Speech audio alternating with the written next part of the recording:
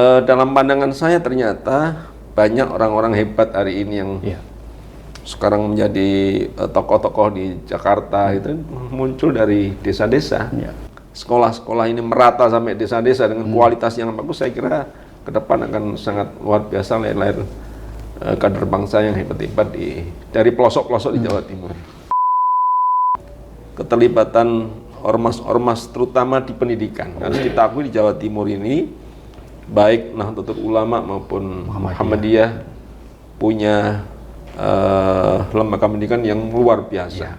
Yang ini lahir besar dari ormas. Saya kira peran yang jauh lebih hebat dari apa yang pemerintah siapkan. Ya, ini harus kita dukung sepenuhnya, harus kita support, harus kita perbaiki. Ya, Pemprov punya tanggung jawab untuk membantu mensupport perbaikan terutama infrastruktur di sekolah-sekolah swasta yang dikomandoni oleh lembaga-lembaga masyarakat.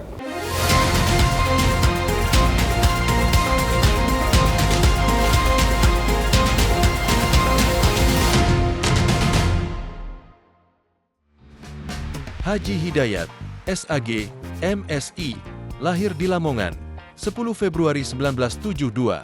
Dibesarkan dalam tradisi keilmuan dan ada pesantren, Hidayat tumbuh dengan nilai-nilai kejujuran, kesederhanaan, dan keberanian. Menempuh pendidikan hingga tingkat pascasarjana di Universitas Airlangga Surabaya pada tahun 2001, Hidayat tidak hanya berhenti di akademik, namun juga aktif dalam berbagai organisasi. Di antaranya, beliau pernah menjadi pengurus harian PW Ansor Jawa Timur pada tahun 2002, serta pengurus harian PW Lakpesdam Jatim sejak 2000. Kepemimpinan beliau terus berkembang, dan kini dipercaya menjabat sebagai Ketua Umum IKAPMI Mojokerto sejak 2022. Berkat pengalamannya yang luas, Hidayat pun mengabdikan dirinya dalam dunia pendidikan. Sebagai dosen STY Al-Anwar Mojokerto dari 2017 hingga 2023, beliau mendidik generasi penerus bangsa dengan penuh semangat.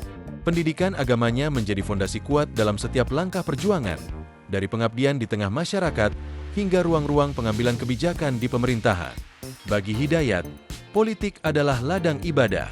Meniti karir dari bawah, Hidayat tumbuh sebagai tokoh yang konsisten memperjuangkan nilai-nilai keadilan, kemajuan, dan keterbukaan.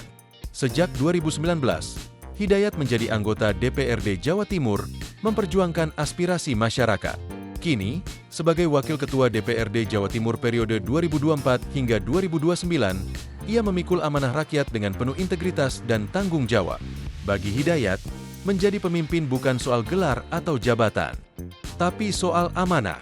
Dari santri untuk negeri, Hidayat, pemimpin yang terus berjuang untuk masa depan yang lebih baik.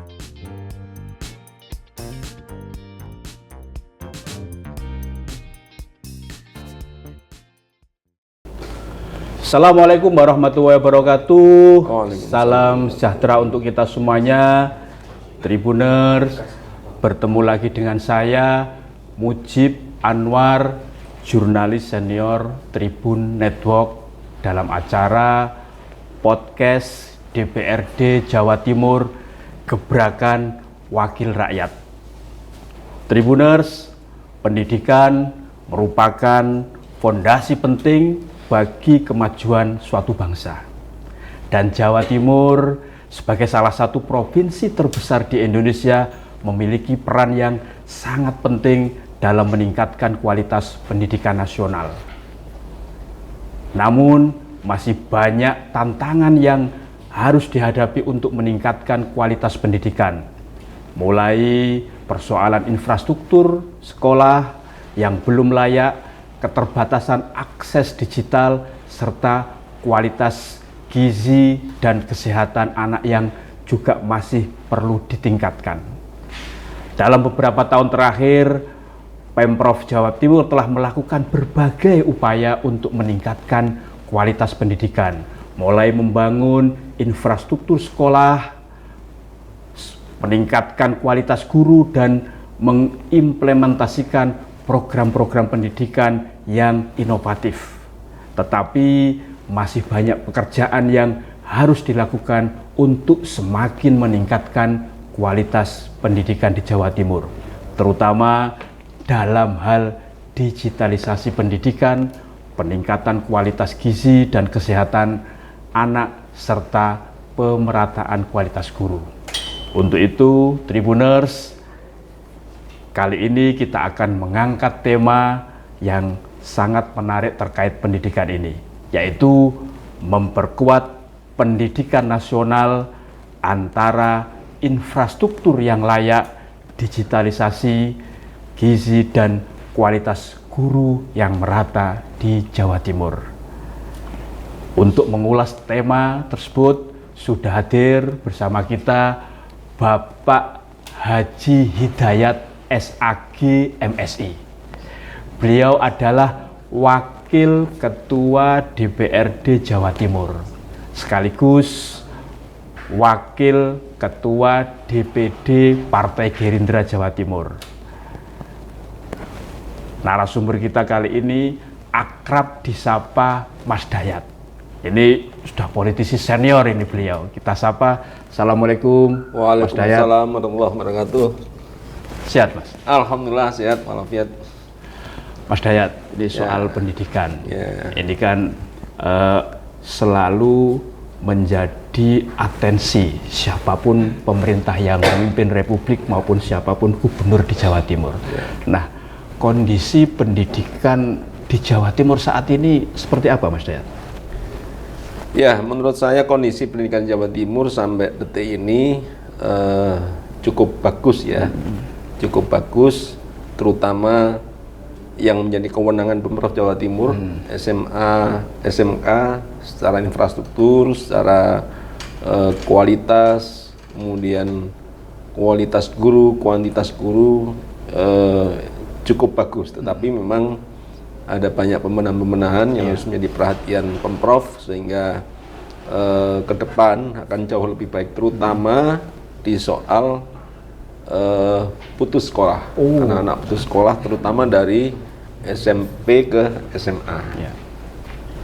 Jadi angkanya masih cukup besar, antara 30-32%. Ya, karena berbagai faktor sehingga anak-anak tidak melanjutkan sekolah di SMA dan SMK di Jawa Timur. Apa Mas Dayat faktor yang paling dominan sehingga masih banyak anak yang putus sekolah, tidak melanjutkan dari SMP ke pendidikan menengah SMA? Ya, rata-rata soal biaya pendidikan. Biaya pendidikan, padahal Pemprov berkali-kali menyampaikan bahwa sekolah SMA, SMK adalah gratis baik negeri maupun swasta.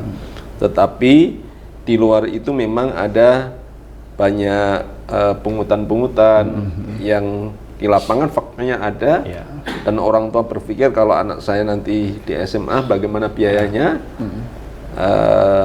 sehingga pilihan terbaiknya bagi orang tua adalah putus sekolah dan mencari kerja, terutama bagi penduduk-penduduk miskin, miskin ekstrim. Mereka ya soal biaya, di samping memang soal pemahaman orang tua yang masih menganggap pendidikan juga belum penting, di samping juga soal akses pendidikan yang masih kurang terjangkau oleh anak-anak. Misalnya dengan SMA cukup jauh letaknya, dengan SMK harus naik kendaraan apa, sehingga banyak anak-anak di daerah-daerah terpencil cukup SMP bahkan SD kemudian membantu orang tua bertani di sawah, di kebun. Ya, Mas Dayat, apakah karena itu angka anak putus sekolah ini masih relatif besar sehingga di pemerintahan Pak Prabowo ya kali ini itu ide untuk membuat sekolah rakyat yang salah satunya adalah inputnya itu berasal dari keluarga yang tidak mampu ya, artinya kesempatan untuk bisa mengenyam pendidikan yang layak sampai wajar pendidikan dasar serta menengah itu nanti bisa dilakukan. Tanggapan Mas Dayat? Iya, memang bagi Pak Presiden, Pak Prabowo ya, bahwa pendidikan adalah investasi yang sangat penting dan jangka panjang. Tidak boleh ada lagi anak-anak yang putus sekolah, karena dengan putus sekolah maka akan berefek masalah yang cukup besar, terutama soal kemiskinan dan lain sebagainya. sehingga muncul gagasan beliau yang cukup luar biasa, ada sekolah rakyat, Ya. baik di tingkat SD, SMP dan ke depan SMA. Ini konteksnya adalah Pak Presiden ingin menciptakan pendidikan yang berkeadilan, yang setara, inklusif, yang terjangkau oleh anak-anak kita, dan harapan beliau ketika anak-anak nanti sampai di SMA, kemudian punya pengetahuan skill yang luas, Ya. dia bisa mengangkat ekonomi keluarga, bisa menjadi tulang punggung keluarga, dan alhamdulillah progresnya cukup luar biasa di Jawa Timur ya. Malah beberapa kelas rombelnya malah melebihi kuota sehingga harus buat rombel lagi. Itu kalau hasil evaluasi Mas Dayat kan selaku wakil rakyat ini kan, sampai saat ini seperti apa tentang keberadaan sekolah rakyat tersebut di Jawa Timur, Mas Dayat? Iya, karena program ini adalah program nasional dan Jawa Timur juga berkepentingan untuk mendukung program ini secara maksimal.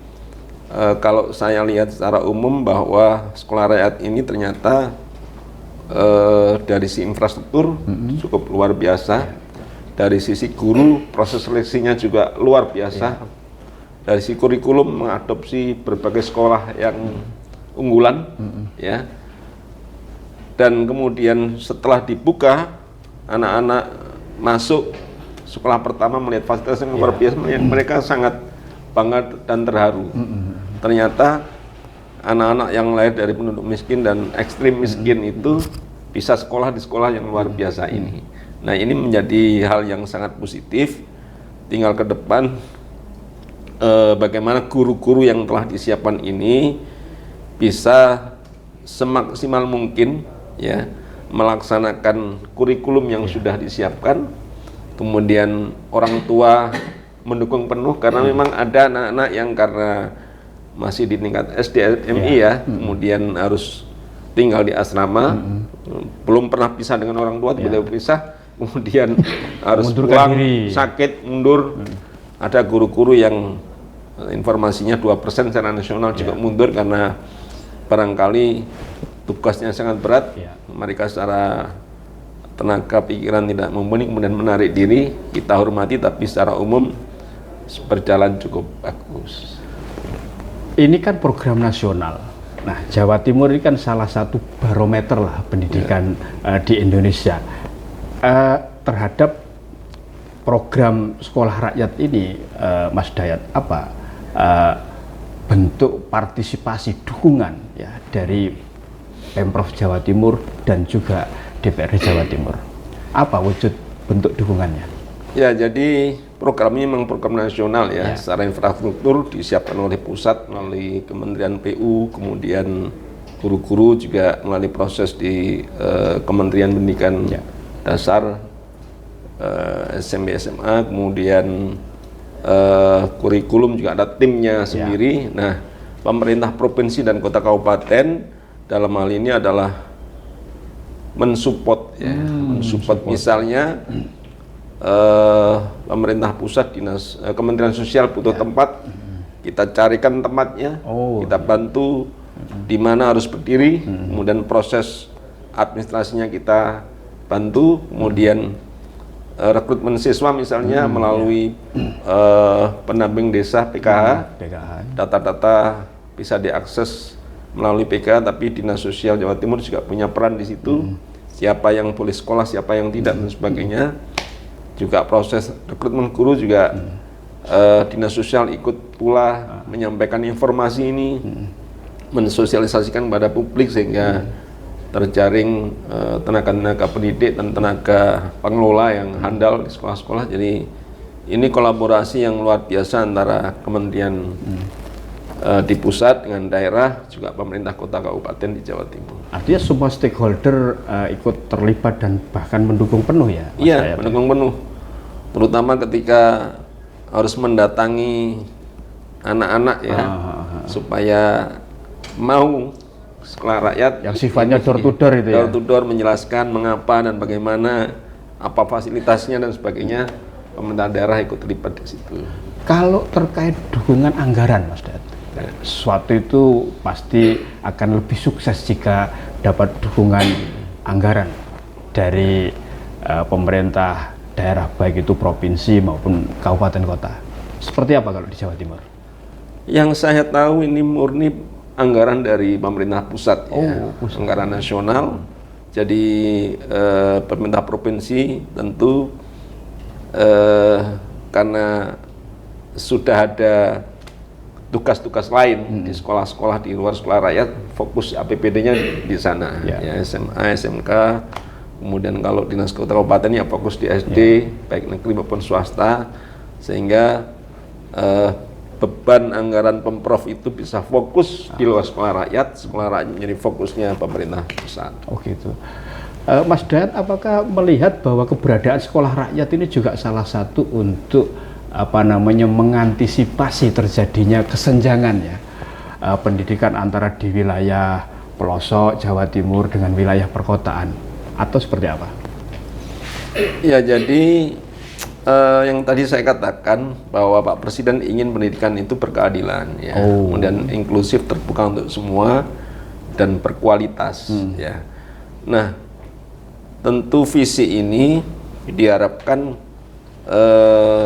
bisa dijangkau oleh semua anak Indonesia, ya, baik secara geografis maupun secara sosiologis, ekonomis. Jadi dimanapun ada sekolah yang berkualitas, siapapun bisa menikmati sekolah yang baik, sehingga ke depan bisa muncul sumber daya manusia yang hebat di Jawa Timur, khususnya dari berbagai penjuru. Dalam pandangan saya ternyata banyak orang-orang hebat hari ini yang sekarang menjadi tokoh-tokoh di Jakarta, itu muncul dari desa-desa yang dia anak-anak ini sudah berkeluh dengan kehidupan yang cukup keras, ditempa oleh situasi, sehingga anak-anak ternyata banyak tokoh-tokoh besar yang lahir dari sekolah-sekolah di desa. Nah, ini kalau kemudian sekolah-sekolah ini merata sampai desa-desa dengan kualitas yang bagus, saya kira ke depan akan sangat luar biasa lahir kader bangsa yang hebat-hebat dari pelosok-pelosok di Jawa Timur.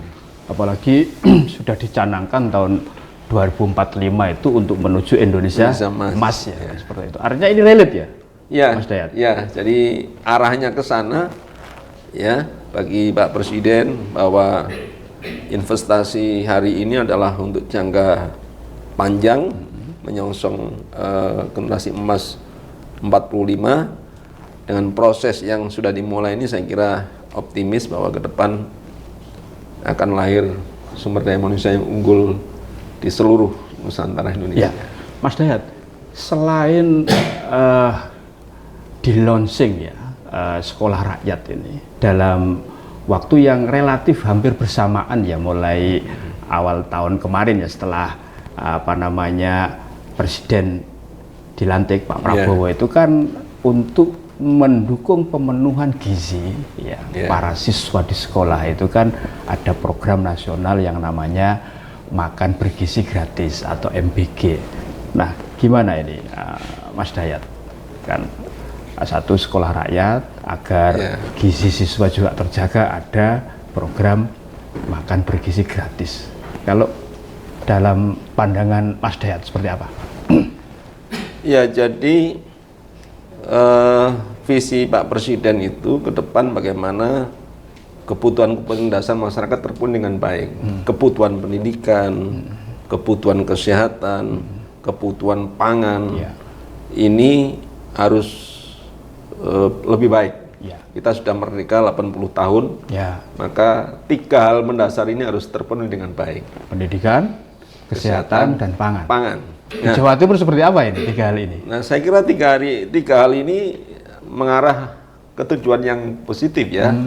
Pangan, Jawa Timur lumbung pangan nasional. Kemudian sekolah SMA, SMK juga angkanya hari ini sampai dengan 6.000-7.000 sekolah. Yang ini ya, jumlah sekolahnya. Jumlah sekolah yang di bawah kemenangan Dinas Pendidikan Jawa Timur.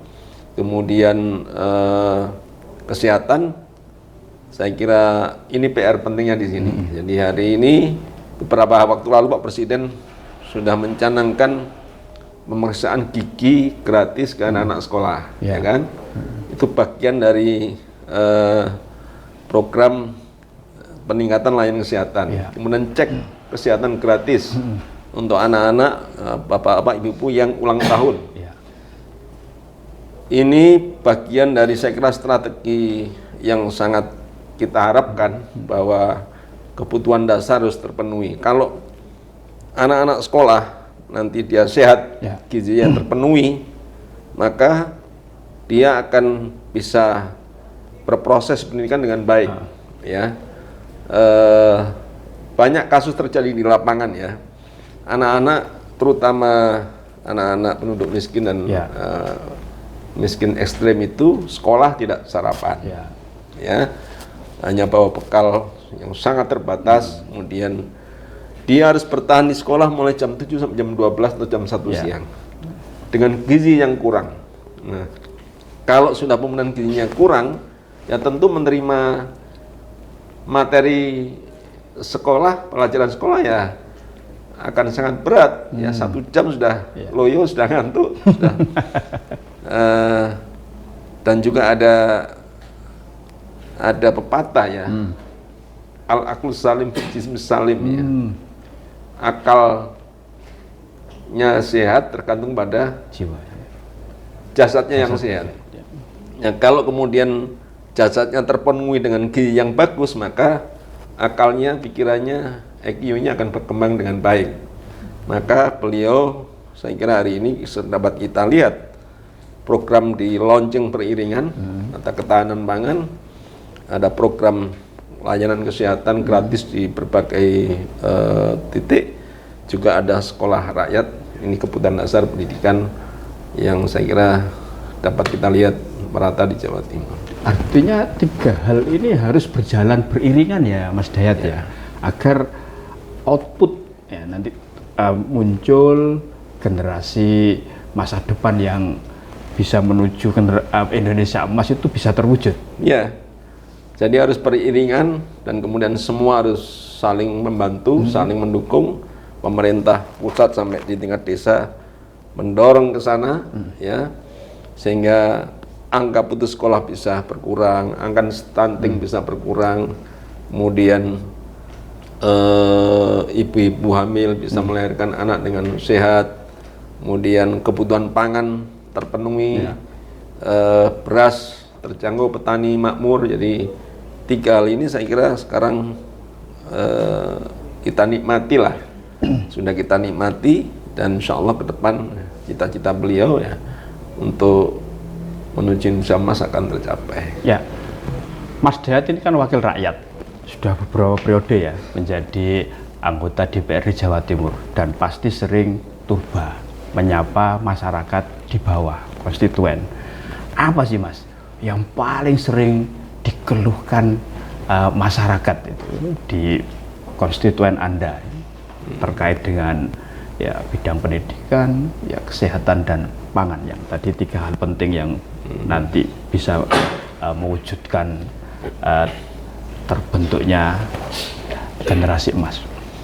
Ya, masih banyak catatan di bawah ya, misalnya soal pendidikan yang di awal tadi saya sampaikan, masih ada pungutan-pungutan di luar ketentuan ya, dengan dalih infak, sodakoh, kesepakatan dari orang tua. Nah, ini ternyata di lapangan masih banyak terjadi, ya. Kasus-kasus masuk sekolah kemarin, PDSB ya, juga ada pungutan-pungutan liar. Nah, ini yang saya kira menciderai proses penerimaan siswa baru yang dicanangkan oleh Bukup. Tidak boleh ada pungutan-pungutan liar. Seragam sekolah harus harganya terjangkau dan tidak boleh lebih mahal dari harga di pasar. Tidak boleh ada paksaan membeli seragam harus di sekolah, boleh beli di luar.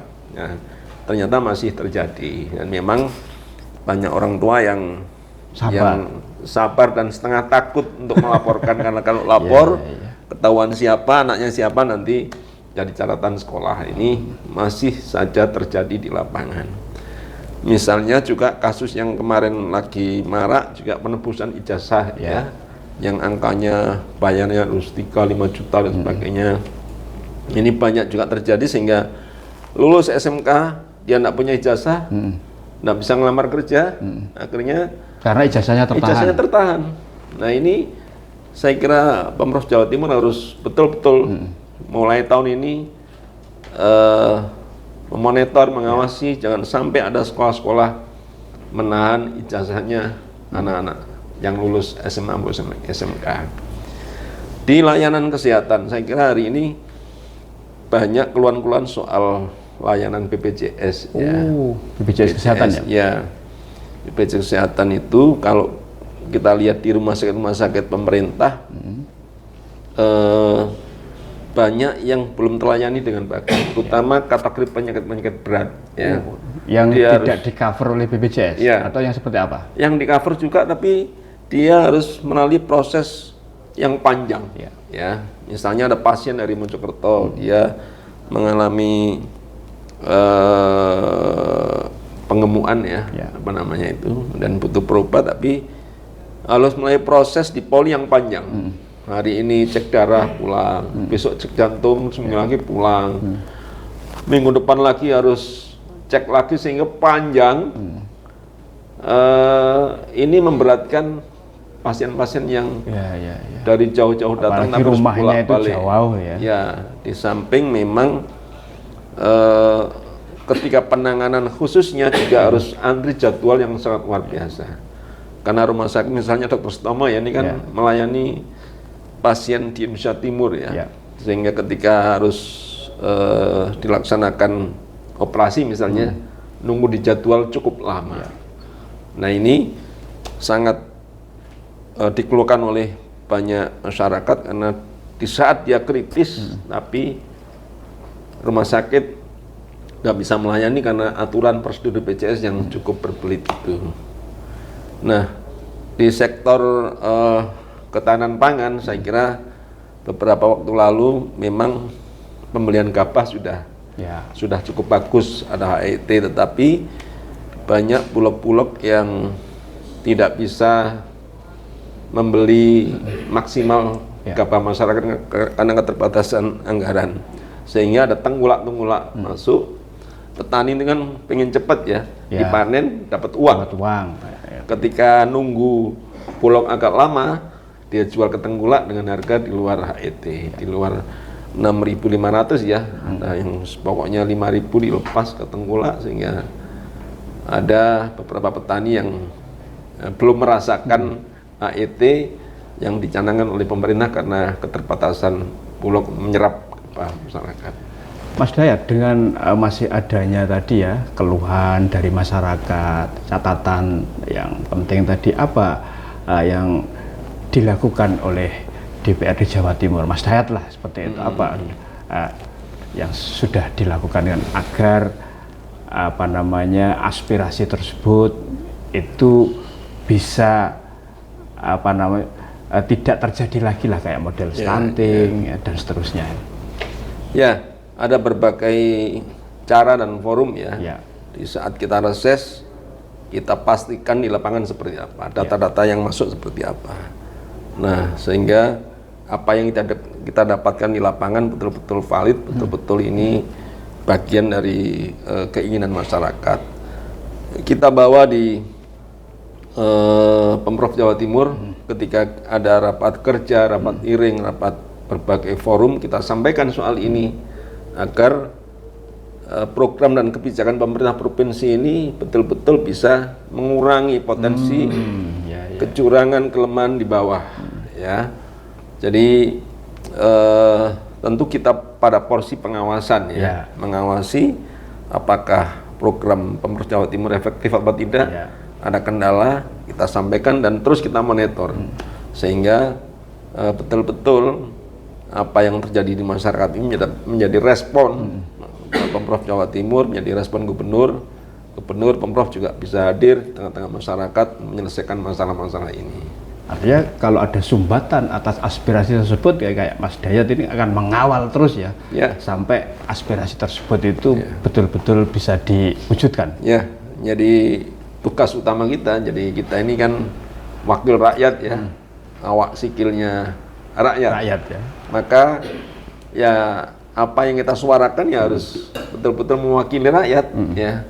Tentu Pemprov punya banyak keterbatasan menyerap aspirasi ya, di saat musrenbang kadang-kadang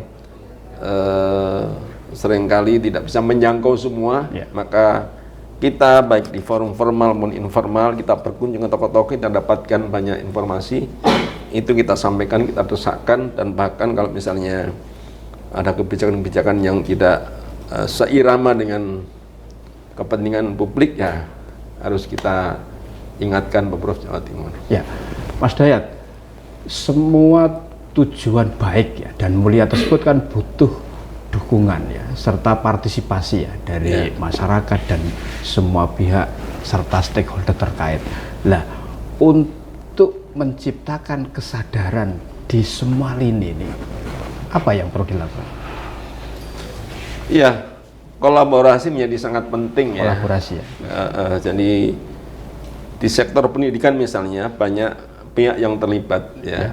Ada lembaga atau organisasi masyarakat ya, kemudian ada orang tua murid, ada pengusaha, ada LSM, ada media massa. Maka ini harus dijalin komunikasinya. Ya. Misalnya temuan-temuan pungutan liar di sekolah, kadang-kadang kita tahu dari media, dari teman-teman wartawan. Maka di saat kita tahu dari media, kita cek ke lapangan, betul ya, ini menjadi PR saya. Begitu juga dengan keterlibatan ormas-ormas terutama di pendidikan. Harus kita akui di Jawa Timur ini, baik Nahdlatul Ulama maupun Muhammadiyah punya lembaga pendidikan yang luar biasa. Yang ini lahir besar dari ormas. Ya, pendidikan, biaya pendidikan juga bersumber dari kemampuan ormas dan orang tua siswa. Bahkan sebelum Indonesia merdeka, mereka sudah punya lembaga pendidikan. Sudah punya lembaga pendidikan, bangun fisik sendiri, gaji guru sendiri, bikin kurikulum yang diadaptasi dengan kurikulumnya pemerintah. Nah, ini saya kira peran yang jauh lebih hebat dari apa yang pemerintah siapkan. Ya, ini harus kita dukung sepenuhnya, harus kita support, harus kita perbaiki. Ya, Pemprov punya tanggung jawab untuk membantu mensupport perbaikan-perbaikan terutama infrastruktur di sekolah-sekolah swasta yang dikomandoni oleh lembaga-lembaga masyarakat. Anggaran Pendidikan di Jawa Timur itu sudah sesuai dengan amanat undang-undang atau masih kurang atau seperti apa, Mas Dayat? Sudah, ya di tahun 2025 ini bahkan sudah 32%. 32%. Amanahnya kan 20 ya. 20 ya. 20 sudah 32%. Artinya komitmen concern gubernur, concern para anggota dewan legislatif jauh lebih baik. Jadi karena punya visi yang sama bahwa pendidikan adalah investasi yang penting, besar, maka APBD kita tidak hanya 20%, tapi di atas 20%. Itu kemungkinan nanti akan makin ditingkatkan lagi ke depannya atau sudah dikunci di angka 32% tersebut, khusus anggaran pendidikan? Saya kira melihat potensi anggaran kita ya. Jadi satu, melihat potensi anggaran kita, kemudian yang kedua ya melihat tantangan-tantangan pendidikan ke depan. Kalau misalnya ada kebutuhan-kebutuhan yang sangat mendasar, kemudian harus kita tambah, ya tentu kebijakan ini bisa saja kita lakukan. Nah, problemnya hari ini kan PAD kita sudah mengalami perubahan-perubahan ya, terutama potensi dari pajak kendaraan bermotor yang dulu menjadi miliknya Pemprov sekarang harus dibagi oleh kota kabupaten. Nah, sehingga PAD kita berkurang, maka postur anggaran kita menjadi harus lebih terukur melihat PAD kita, sehingga ya tentu tadi yang saya katakan ke depan melihat potensi itu dan tantangannya ke depan seperti apa. 32% itu kalau nominalnya berapa sih, Mas Dayat? Ya, kalau APBD kita 2025 kan 28 triliun ya. kali 30% berarti sekitar 200 ya sekitar 500 miliar. 500-600 miliar. Saya kira angka ini itu yang murni ya dari PAD murni ya. Murni ya, bukan yang juga bantuan dari pusat atau mana, bukan ya, di luar itu ya. Ya, di luar itu ya. Dari yang Mas Dayat sampaikan tadi, apa kira-kira pesan ya serta harapan ya agar pendidikan di Jawa Timur itu semakin merata ya, baik dalam hal infrastruktur ya, fasilitas maupun kualitas pendidikannya. Jawa Timur ini kan mulai pelosoknya ada, perkotaannya ada kan, kepulauannya kan juga ada. Apa ini? Ya, saya kira ke depan untuk perbaikan pendidikan kita memang tadi yang saya katakan harus ada kolaborasi. Kolaborasi. Pemerintah harus sering hadir di tengah-tengah masyarakat. Dan kemudian pemerintah juga bersama-sama legislatif mengawasi proses pendidikan itu akan berjalan dengan baik. Terutama saya kira tadi mencegah sekuat tenaga agar tidak terjadi anak-anak putus sekolah, ya, baik putus sekolah dari SD, SMP maupun SMA. Bahkan sekarang kita dorong Pemprov Jawa Timur untuk banyak membuat gerakan-gerakan beasiswa untuk anak-anak yang berprestasi kuliah S1 maupun S2. Untuk apa? Untuk kepentingan supaya anak-anak termotivasi tidak putus sekolah. Ya, karena kalau sudah putus sekolah, apalagi SD SMP, ini menjadi beban keluarga, menjadi beban pemerintah, dan apa yang kita cita-citakan nanti ke depan adalah Jawa Timur yang sejahtera akan terbebani oleh anak-anak yang putus sekolah ini. Akan sulit mencari kerja, akan sulit membantu ekonomi rumah tangga, bahkan kalau putus sekolah kemudian dilepas akan menjadi ancaman sosial maupun ekonomi di tengah-tengah masyarakat.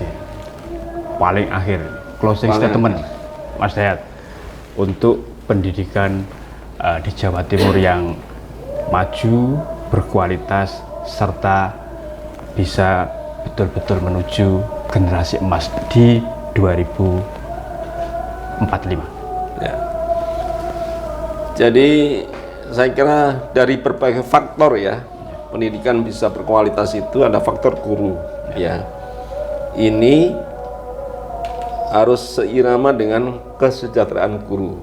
Ya, bagaimana guru bisa fokus, bisa meningkatkan skill pengetahuannya, tentu ini harus difasilitasi oleh pemerintah. Ya. Kalau gurunya berkualitas, maka akan lahir anak-anak yang berkualitas. Yang kedua adalah infrastruktur. Ya, jangan sampai ada kesenjangan di Jawa Timur. Ada sekolah yang mau roboh, tapi di tengah-tengah kota ada sekolah yang sangat mewah. Ini tidak boleh terjadi. Ya, sekolah infrastrukturnya harus baik, sehingga anak-anak betah di sekolah, belajar dengan enak, belajar dengan nyaman. Maka ini harus menjadi perhatian pemerintah. Kemudian yang ketiga adalah tentu faktor lingkungan dan orang tua ya. Orang tua punya peran yang sangat besar karena anak-anak ini setelah pulang sekolah ya di rumah. Nah, kalau sudah di rumah tentu gurunya adalah orang tuanya. Kalau lingkungannya di rumah sehat, di sekolah sehat, maka ini akan sangat positif buat anak-anak kita. Tapi kalau di sekolah tidak sehat, di rumahnya jauh tidak sehat ya, akan rusak anak-anak ini. Maka tiga hal tadi, guru, kemudian infrastruktur, kemudian orang tua menjadi hal yang sangat penting. Nah, anak-anak ini kan ibaratnya lahir bagai kertas putih ya, yang tergantung orang tua, guru, dan lingkungan. Jadi anak-anak memang faktor penting, tapi saya lihat tiga hal tadi itu kalau ada pembenahan, ada penguatan, saya kira anak-anak akan terfasilitasi dengan baik. Oke, luar biasa ini. Berkeringat, temanya berat. Baik, Tribuners dan para pemirsa dimanapun Anda berada, Demikian tadi podcast DPRD Jawa Timur Gebrakan Wakil Rakyat bersama Mas Hidayat, Wakil Ketua DPRD Jawa Timur sekaligus Wakil Ketua DPD Partai Gerindra Jawa Timur. Kita bertemu lagi dengan narasumber tokoh-tokoh politik ternama di Jawa Timur. Saya Mujib Anwar undur diri. Assalamualaikum warahmatullahi wabarakatuh. Salam sejahtera untuk kita semuanya, dan yang paling penting jangan lupa bahagia.